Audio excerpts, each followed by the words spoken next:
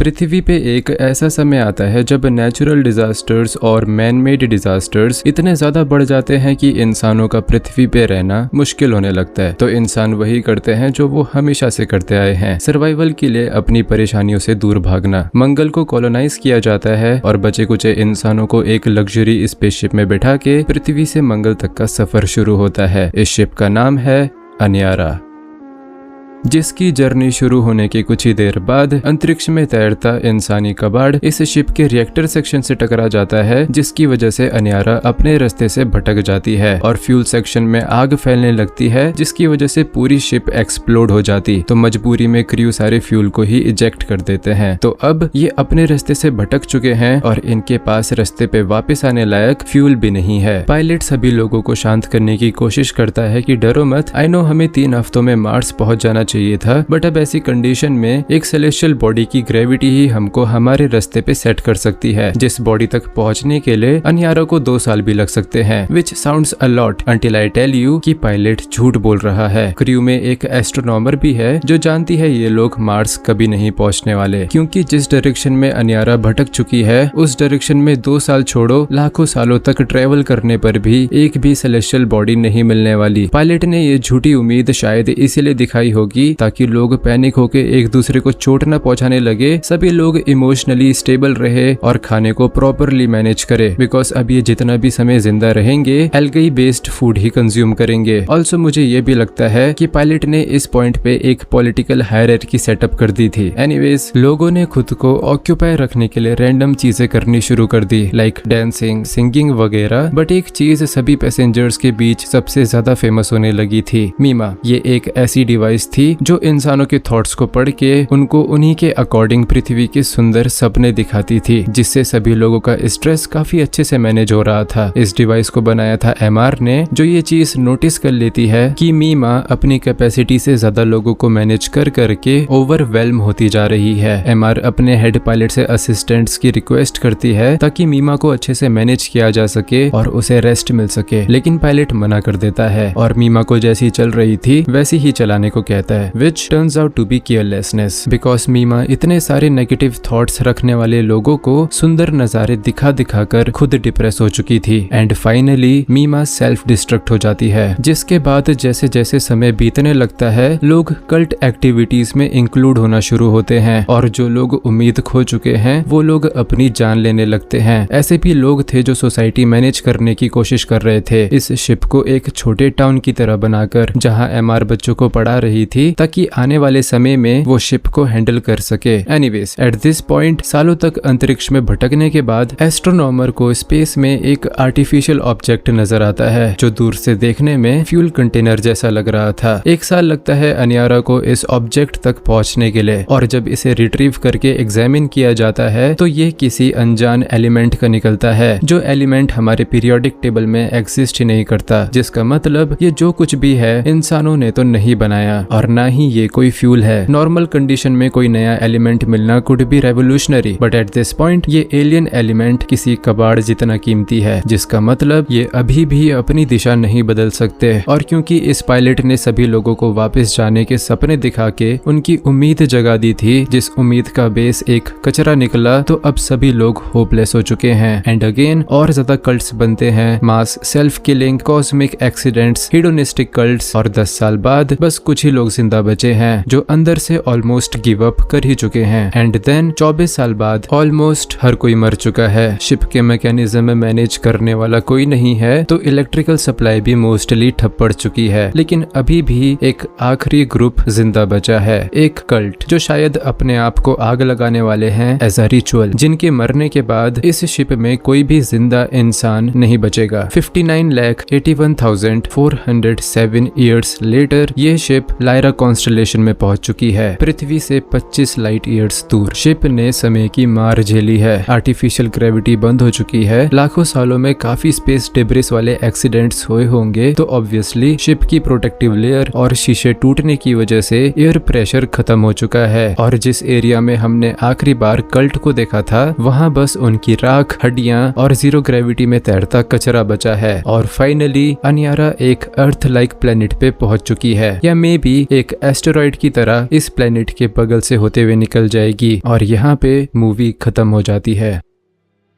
चलो फिर अब है छोटा सा डिस्कशन टाइम। सबसे पहले तो मुझे ये लगता है कि ये मूवी एक शॉर्ट फिल्म होती तो ज्यादा अच्छा था, बिकॉज मूवी में काफी सारी हिडोनिस्टिक एक्टिविटीज, पॉलिटिक्स, मीमा शिट और लेस्बियन शिट थी जो मूवी में ना होती तो भी प्लॉट पे कोई फर्क नहीं पड़ता। एंड डेट्स वाई मैंने ये मूवी आपको बिना कैरेक्टर से इंट्रोड्यूस करवाए एक शॉर्ट फिल्म जैसे फॉर्मेट में समझाई, because in my opinion it's way better that way. अगर आपको मूवी का रॉ एक्सपीरियंस चाहिए तो वो तो आपको मूवी देखकर ही मिलेगा, लेकिन मूवी 18+ है तो केयरफुल। एनीवेज, कहानी का beginning third was just introduction, setup and fillers. पृथ्वी से मार्स जा रहे हैं, एक्सीडेंट हो गया, रास्ता भटक गए, पेट्रोल खत्म है, एंड देन बस फालतू के फिलर कैरेक्टर्स और उनकी फालतू की कहानी। मिडिल थर्ड में बस एक काम की चीज होती है, ये एलियन एलिमेंट सिलेंडर, जिसको कहानी में द स्पीयर कहा गया है, जो एक ही कहानी में सोर्स बनता है लोगों की प्रार्थनाएं और उम्मीद का, और उसी कहानी में उन्हीं लोगों की लाचारी और बेबसी का, जो कि कहानी में इंसानों की बदलती फीलिंग्स का बहुत ही इंपॉर्टेंट फ्लेवर ऐड करता है। एंड देन अगेन वही फालतू कैरेक्टर्स और उनकी फालतू फिलर कहानियां with a disgusting sprinkle of hedonistic cults. जिसके बाद आता है कहानी का best part, ending third, the main selling point, जहां सारे फालतू कैरेक्टर्स मर चुके हैं, बचे हैं कुछ ही लोग जो जल्द ही मर जाएंगे, rather it be existential despair, cosmic accidents और some weird cult ritual. But the most beautiful and painful part is that कि ये शिप जब 59,81,407 सालों बाद इस एलियन प्लेनेट पे गिरेगी तो based on how advance the civilisation of this planet is, हमारा दुख ऊपर नीचे होता रहेगा। फॉर एग्जाम्पल, अगर यहाँ एडवांस सिविलाइजेशन होगी तो it will be sad, because उनके सामने एक क्रैश्ड शिप पड़ी है जो काफी जिंदगियों की उम्मीद हुआ करती थी। अब इस शिप में कुछ बचा है तो बस लाखों सालों पहले मर चुके इंसानों के रिमेन्स। एंड सेकंड सिनेरियो, अगर सिविलाइजेशन में इंटेलिजेंस ही नहीं है then it's even more sad, because वो इस क्रैश्ड शिप को देखकर समझ ही नहीं पाएंगे कि ये खुरदुरा और विशालकाय पत्थर कभी अनेकों जिंदगियों की उम्मीद हुआ करता था। Now let's crank up the sad meter a little bit more. अगर ये शिप प्लेनेट पे ना गिर के उसके बगल से होते हुए निकल जाए और इस प्लेनेट पे इंटेलिजेंट सिविलाइजेशन हो then it is super sad, because उनकी नजरों में ये बस एक आर्टिफिशियल इंटरस्टेलर ऑब्जेक्ट होगा जो स्पेस में रैंडमली तैर रहा है। They won't even get to know कि इस आर्टिफिशियल ऑब्जेक्ट में कभी उम्मीदें हुआ करती थी जो एक एक करके बुझती चली गई और इस शिप की रोशनी अंधकार में बदल गई। आखिरी सिनेरियो, अगर सिविलाइजेशन इंटेलिजेंट ही नहीं हुई then it is ultra sad, because इन क्रीचर्स को ये रियलाइजेशन ही नहीं होगा कि उनके ऊपर से अभी अभी लाखों साल पुरानी उम्मीदों की कब्र तैरते हुए निकली है। एंड एट दिस पॉइंट मेरे दिमाग में एक ऑफ टॉपिक और सैड थॉट उभर के आता है कि क्या हम लोग अभी इतने सिविलाइज्ड हो चुके हैं कि पृथ्वी के नजदीक से गुजरते किसी कॉमेट या एस्टेरॉइड को देखकर ये कंक्लूजन निकाल सके कि मे बी ये लाइट ईयर्स दूर से आने वाली शिप है जिसमें जिंदगी खत्म हो चुकी है। देखने में रैंडम पत्थर जैसी है, प्रोबेबली अ डिस्गाइज स्ट्रेटेजी या डिब्री जमा हो गई होगी, बट जो भी है इट इज सैड कि ये एस्टेरॉइड / कॉमेट एक स्पेस कॉफिन है।